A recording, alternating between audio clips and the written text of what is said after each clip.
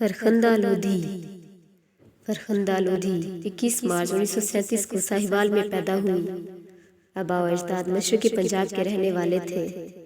اس نے بچپن کا زمانہ ہوشیارپور میں گزارا۔ والد محکمہ پولیس میں ملازم تھے۔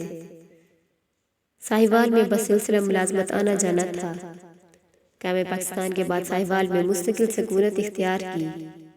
گورنمنٹ گرلز ہائی اسکول سے میٹرک اور گورنمنٹ کالج برائے خواتین سے BA پاس کرنے کے بعد 1958 میں لاہور آئیں اور پنجاب یونیورسٹی سے لائبریری سائنس میں ڈپلومہ حاصل کر کے محکمہ تعلیم میں ملازم ہو گئیں۔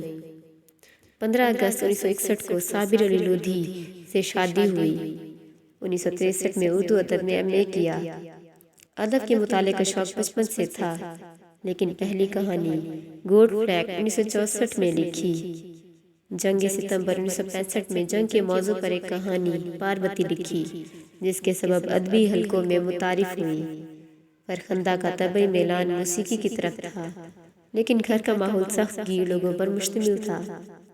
موسیقی کے ریاض کا موقع ملتا تو وہ کبھی افسانہ نویس نہ بنتی، دولت مند ہوتی تو مصوری میں پناہ لیتی۔